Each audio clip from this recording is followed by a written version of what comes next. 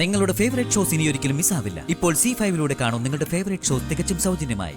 എനിക്ക് അത്യാവശ്യമായിട്ട് ശ്യാമിനെ ഒന്ന് കാണണം. എന്നെ ഒന്ന് സഹായിക്കാമോ? ചേച്ചി, അതിലെനിക്ക് സന്തോഷമേ ഉള്ളൂ. പക്ഷേ ഒഴിഞ്ഞു മാറരുത്. എന്നെ ഒന്ന് സഹായിക്കണം. വന്ദന എപ്പോ വന്നു? അത് ഞാൻ വന്നിട്ട് കുറച്ചു നേരമായി. വന്ദന ഓഫീസ് തുറന്നിട്ടിട്ട് എവിടെ പോയിരിക്കായിരുന്നു? മറ്റെങ്ങും പോയില്ല സർ, വാഷ്റൂമിലായിരുന്നു. അല്ല, സാറിന്ന് ഓഫീസിൽ വരുന്നില്ലെന്നല്ലേ പറഞ്ഞത്?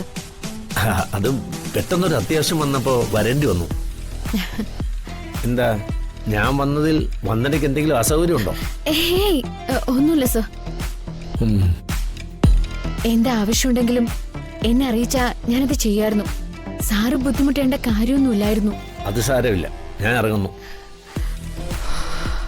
ആ, ഇന്നിവിടെ പ്രത്യേകിച്ച് പണിയൊന്നുമില്ല. വന്ദന വേണേ വീട്ടിൽ പോകും. Thank you sir.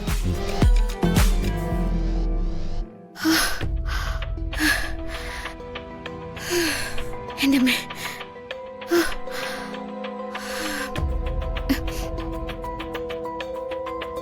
പോകുന്നതിന് മുൻപ് ശ്യാമിനെ ഒന്ന് വിളിച്ചു നോക്കണം.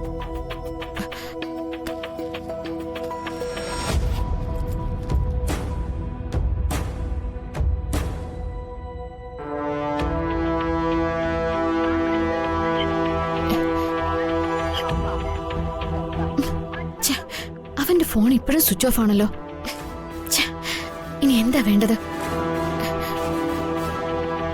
ശ്യാമിന്റെ ഫ്രണ്ട് മിഥുനെ ഒന്ന് വിളിച്ചു നോക്കാം.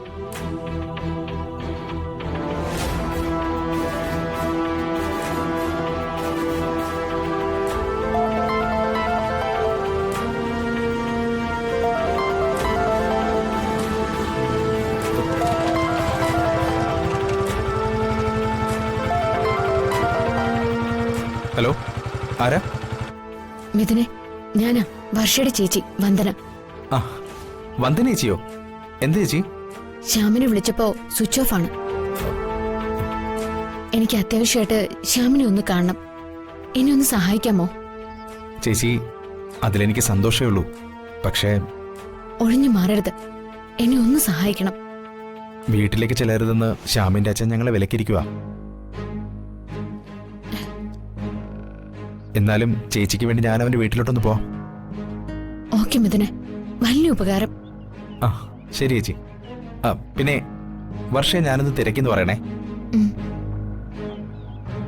ശരി, വിളിക്കേ. ആ, ശരി ചേച്ചി.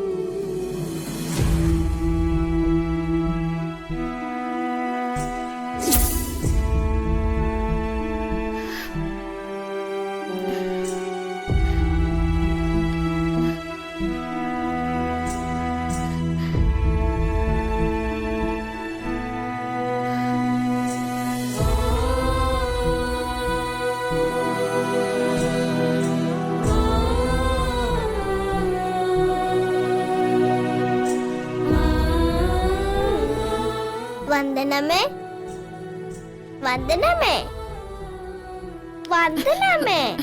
മോളെ, ഞാൻ എത്ര വട്ടം വിളിച്ചു വന്ദനമ്മേനെ? അയ്യോ, ഞാൻ കേട്ടില്ലല്ലോ. ദിയമോള് വന്ദനമ്മേനെ പിണക്കുവാ. പിണക്കോ? എന്തിന്? വന്ദനമ്മയ്ക്ക് വർഷച്ചെറിയമ്മരെ കല്യാണം കഴിഞ്ഞപ്പം തൊട്ട് വർഷച്ചെറിയമ്മരെ ഓർമ്മയല്ലേ ഉള്ളൂ. ദിയമോളെ വിളിച്ചിട്ട് പോലും കേൾക്കുന്നില്ലല്ലോ. എന്നെ ഇപ്പൊ വന്ദനമ്മയ്ക്ക് വേണ്ടതായല്ലേ? മോളെ, അങ്ങനെയൊന്നും പറയല്ലേ. ദേ, മോൾ അങ്ങനെയൊക്കെ പറഞ്ഞ വന്ദനമ്മയ്ക്ക് സങ്കടാവില്ലേ? മോളെ കുറിച്ച് ചിന്തയില്ലാത്തത് കൊണ്ടാണോ മോളെ അമ്മ ആശുപത്രിയിൽ കൊണ്ടുപോയതും ഫിസിയോതെറാപ്പി ചെയ്തതും ഒക്കെ? എന്നാലും വന്ദനമ്മയ്ക്ക് ദിയമളെ കുറിച്ച് ഒരു ഓർമ്മയില്ല.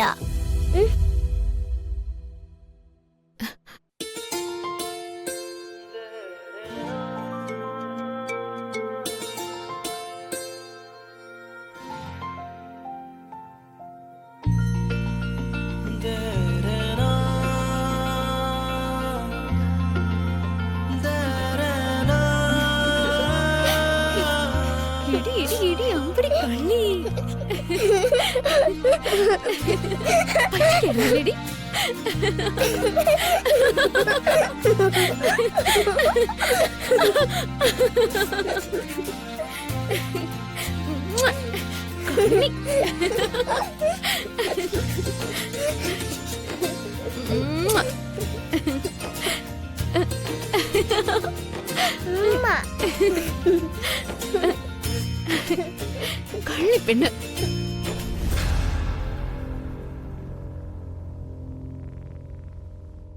ആ നീ എന്താ ശ്യാമ ഇങ്ങനെ? കോളേജ് ആവുമ്പോ ചങ്ക് ഫ്രണ്ട്സുകളൊക്കെ ഉണ്ടാവും. അതിലാണും പെണ്ണും ഒക്കെ പെടും. ചിലപ്പോ ചിലതൊക്കെ പ്രേമമായിട്ട് മാറിയെന്നും വരും. നീയും വർഷയും തമ്മിലുള്ള ഫ്രണ്ട്ഷിപ്പ് അതുപോലൊരു പ്രേമമായിട്ട് മാറി. പക്ഷേ അവളത് അറിഞ്ഞില്ല. ആ പ്രണയം വർഷയോട് തുറന്നു പറയാനുള്ള മനസ്സുറപ്പ് നിനക്കും ഉണ്ടായില്ല. അവിടെയാണ് പ്രശ്നങ്ങളുടെ തുടക്കം. വർഷയുടെ കല്യാണം ഉറപ്പിച്ചതോടെ നിന്റെ മനസ്സാകെ തകർന്നു. ഒരു നിരാശാകാമുകന്റെ അവസ്ഥയിലേക്ക് നീ അധപതിച്ചു പോയി ശ്യാമേ. വേണ്ട,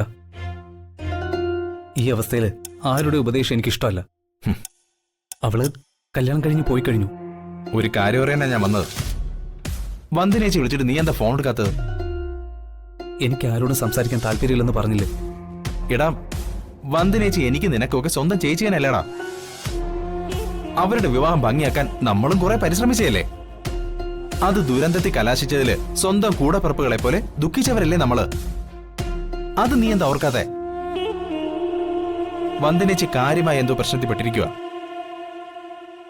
സ്വന്തം സഹോദരനെ പോലെ ചേച്ചി ഏറ്റവും കൂടുതൽ സ്നേഹിച്ചത് നിന്നെയാ. നിന്റെ സഹായം തേടിയാ ചേച്ചി വിളിച്ചുകൊണ്ടിരിക്കുന്നേ. എന്റെ ബലമായ സംശയം വർഷയ്ക്ക് എന്തോ ആപത്ത് പറ്റിയിട്ടുണ്ടെന്നാ. വർഷയ്ക്ക് ആപത്തോ? എന്താപത്ത്?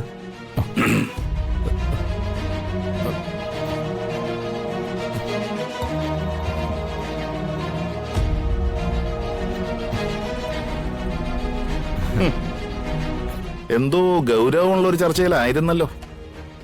എനിക്ക് അവിടെ ആയതുകൊണ്ടൊന്നും വ്യക്തമായിട്ട് കേൾക്കാൻ കഴിഞ്ഞില്ല. ഒരു പരുങ്ങല് കാണുന്നുണ്ട്. എന്താ പ്രശ്നം? ഒന്നുമില്ല ചാ. കള്ളം പറയുന്ന അത്ര നല്ല ശീലമൊന്നും അല്ല.